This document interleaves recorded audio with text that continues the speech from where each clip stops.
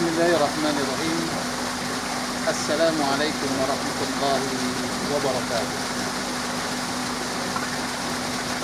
Innal hamdalillahi nahmaduhu wa nasta'inuhu wa nastaghfiruh wa na'udzu billahi min shururi anfusina wa min sayyiati a'malina. May yahdihillahu fala mudilla lahu wa may yudlilhu falan tajida lahu waliyyan mursyida. Asyhadu an la ilaha illallah wahdahu la syarika lahu wa asyhadu anna Muhammadan abduhu wa rasuluhu la nabiyya ba'dah. Ikhwani wa akhwati fillah, arsyadakumullah. Malaikat Jibril adalah malaikat yang diperintahkan oleh Allah Subhanahu wa taala untuk menyampaikan wahyu kepada para anbiya dan kepada nabi kita sebagai nabi yang terakhir. Selain memberikan wahyu, malaikat Jibril juga memberikan wasiat kepada Nabi sallallahu alaihi wasallam. Dan di antara wasiat yang beliau katakan kepada Rasulullah sallallahu alaihi wasallam adalah sebagaimana termaktub dalam hadis riwayat Imam Baihaqi, yang mana Rasulullah bersabda, malaikat Jibril memberikan wasiat kepada Rasulullah, "Ish ma si'ta fa innaka mayyitun wa ahbib man syi'ta fa innaka mufariquhu wa'mal ma syi'ta fa innaka madziyun bih." Ada 3 wasiat yang disampaikan oleh malaikat Jibril kepada Rasulullah. Wasiat yang pertama adalah perkataan malaikat Jibril, "Ish ma syi'ta fa innaka mayyitun." Hiduplah sekehendak kamu, tapi sesungguhnya engkau akan mati. Manusia ada batasan umurnya. Tidak ada sekarang ini kecuali nadir, hanya sedikit yang sampai 100 tahun.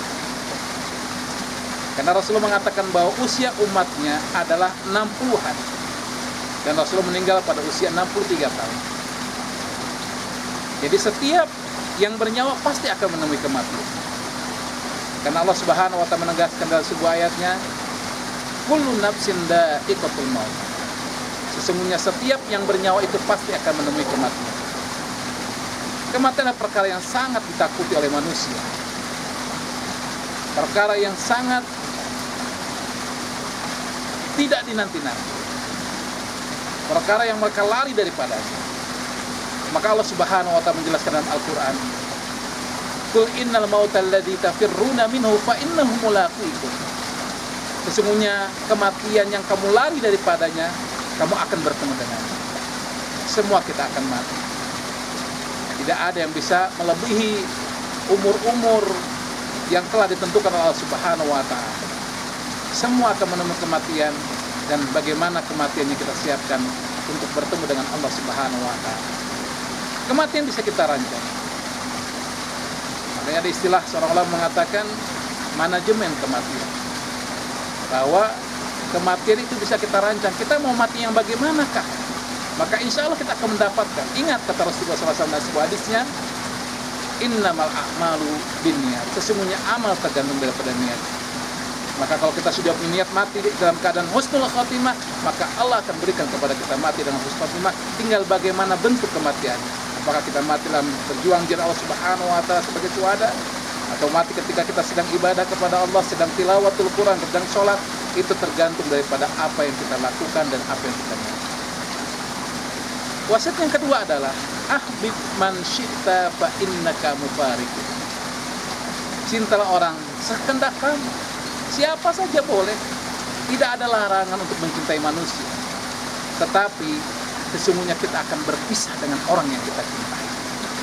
Oleh karena itu Allah Subhanahu wa taala memberikan kepada kita pelajaran yang sangat penting, bahwa kecintaan itu yang pertama ada 3 perkara, baru kemudian yang lanjutnya itu diserahkan kepada kita.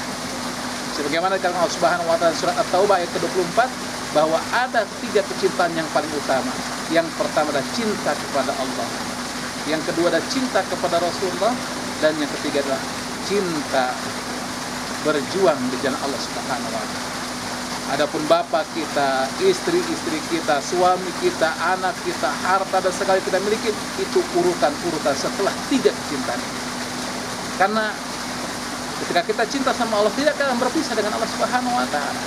Allah akan selalu bersama kita dimanapun kita berada, apapun yang kita kerjakan, apapun yang kita ucapkan, Allah Maha melihat dan Allah Maha mengetahui.